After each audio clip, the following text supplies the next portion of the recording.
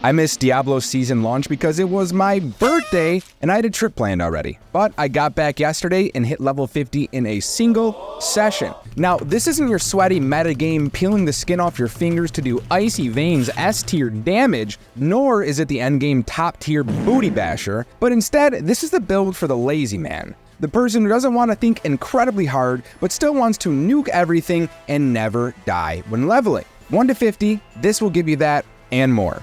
Side note, I do, however, have an endgame build coming that is non-Bone Spear for Necromancer, and it hasn't even been on any meta sites yet. It's broken, stay tuned, or watch the stream to see me test it. This video will go over how I did that leveling by means of a few assumptions of where you're at in Diablo, the ability choices per level, the aspects I recommend target farming, and finally, the playstyle and tips and tricks that are guaranteed to speed up your leveling. I'm aiming this video at the audience who I will assume has gotten all of their additional skill points from the Renown at the start of the season, as well as those who have beat the campaign previously and understand Diablo and ARPGs at a base level. If you're completely new to Diablo, this guide will still work, but there will be a few prerequisites, and I would recommend Riker's Season 1 prep guide video to get caught up to speed.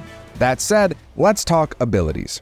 To start, you should have 5 ability points. This is because finishing the campaign will mean that you start at Renown 2 for each zone. The first 3 points we're going to put in are for Alkalites Decompose. We need to guarantee corpses for our minions and abilities later on, and Decompose is awesome because you keep a far distance from the mobs you're fighting.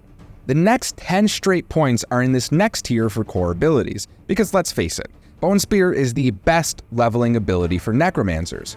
We're putting all of our points into Paranormal Bone Spear because we get vulnerable from our tendies, and we'll follow it up with 3 points into Hewed Flesh. The next tier is 9 points of Pure Judgment Call, but I'll let you know where my head was at when choosing. Both of the corpse abilities, Fueled by Death and Grim Harvest, will help with all of our corpse-related things, and 3 points into Skeletal Warriors will mean that we can survive a ton more with those clattering bony boys. A lot of people tend to go for Blood Mist here, I just didn't feel it was necessary for this build. The next tier is 6 points, 3 of Death's Embrace, which is overall great survivability, and 3 of Skeletal Mages because again, we're looking for the support. Now this tier is where things get spicy because we have 24 points into this tier. This is our build-defining tier. We will max out Plagued Corpse Tendrils because we want vulnerability all the time, everywhere. We follow this up with 3 points into Necrotic Carapace because it helps survivability, and finally, all of the bone abilities here get 3 out of 3 because bone stuff. Now these final 2 tiers are simple and I'll kind of just bunch them into one. We put 3 points into Golem Mastery just to make him more tanky, 3 points into Bone Storm so we can have our increased crit, and Oshified Essence for our key passive, giving us better bone damage, our main source. Now for our minions, we're running Reapers with additional corpse summoning, Frost Mages with vulnerability, and Bone Golem who also summons corpses. Moving on to aspects, they are far less important 1 to 50 because they rarely drop, and when they do, there's no guarantee it's actually on an upgrade. However, there are a few that are worth seeking out, and the 3 I'd recommend the most are the following.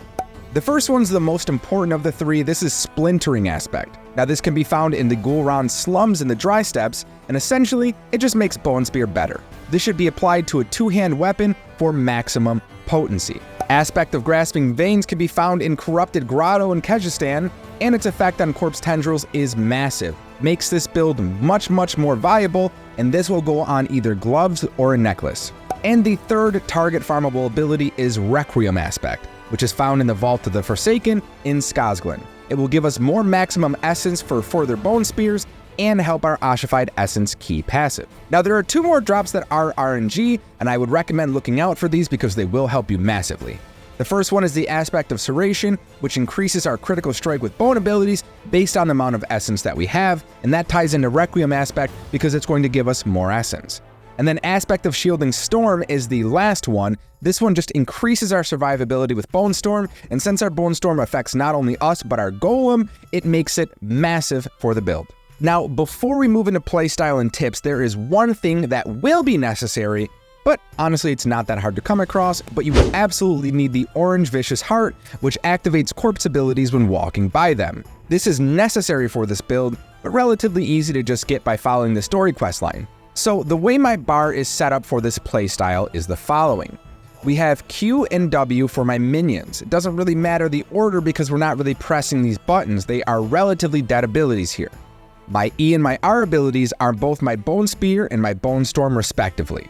My right and left mouse clicks are Decompose as well as Corpse Tendrils, and here's how you tie it all together for the best build possible. You're going to go into a fight minions first.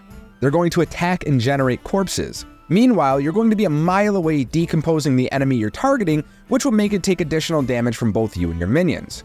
When you're filled on mana, you're going to cast Bone Spear until you're fully empty, and then you're going to rinse and repeat.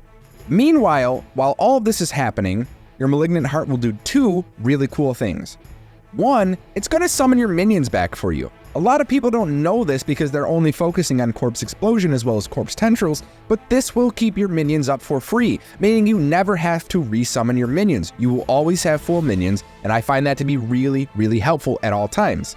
The second and most important is that it will continue to cast Corpse Tendrils with its buff to it for free every 3 seconds. This means that it will apply Vulnerable and group everything up for you and your minions every 3 seconds. And it's that simple. You might be saying, Flex, what about Blood Mist for survivability? What about the free Corpse Explosions? To that, I say, See, the screen is already a disaster of things going on. So by adding Corpse Explosions, you're going to unintentionally run yourself dry of corpses by popping them all passively, leaving none for your minions and your tendies. And for Blood Mist, we almost never engage in combat directly, so we can hang back safely and outlast any fight with no concern at all. I should have done this hardcore, but I digress. 3 tips I want to include to speed up leveling are the following, and they get increasingly better each number. First, I'd recommend blasting through the Season 1 questline as fast as possible. This seems obvious, but pay attention. It rewards a ton of experience points and fills you up with resources to not only craft potions, but advance the battle pass to the free tier of XP around level 40. Secondly, in order of priority of XP, your best avenues are going to be the following. First, Legion events. You want to make sure you get there early and get the full campfire buff of ×15 to make sure you are maximizing your XP. One Legion event can be half or a full bar of XP if done correctly. Secondly, we have the Whisper turn-ins, plus the dungeons aren't bad and the loot when you turn them in is actually pretty great. And then the quest line, which is a great filler for the other two to break up the repetition, is a nice way to slot it in, but I highly recommend prioritizing those Legion events at all costs. Also, always have a potion and try to run at least 2 people at all times. Now the final tip, and this is the dooziest, is the Nightmare repeat. Let me explain how once you get access to Nightmare dungeons, you can rocket yourself from 50 to 100. You want to start by having at least 2 people and a good Nightmare sigil, something that is high in mob density and low in dungeon difficulty. If you're having issues finding anyone, literally just come to my stream. I game with everyone. But if you only want to watch my videos and not come to my stream, I would recommend to join this Diablo 4 looking for group Discord. Once you get 2 people in your Nightmare sigil, you're going to want to enter the Nightmare immediately. Once you're in there, before doing anything else, you are going to transfer party lead to your teammate, and they are going to decline the world transfer. Right then, they are going to transfer it right back to you, and then you are going to accept it. After the dungeon, you, the leader, will leave and re-invite your friend. This will place you both back directly outside the dungeon, ready to run again. This is a great way to repetitively farm up your glyphs, your XP, and loot, and everything else. This works the same for 3 to 4 people and still only requires 2 of them to pass the lead back and forth. And that's my build and my tips. Whether you love it or hate it, I think that it is the best lazy man's way to the top. Not a lot of effort for a ton of reward, and even more damage that never drops off, and I didn't even upgrade my gear or put gems into it until I was in World Tier 3. If you enjoyed this video, I appreciate you to leave a comment as to whether or not this helped at all, anything similar that you might have run, or what's working with the other classes. I'm planning on setting my sights on Rogue once this Necromancer hits 100, and that's going to be pretty soon. Also, like the damn video, and I'll see you in the next one.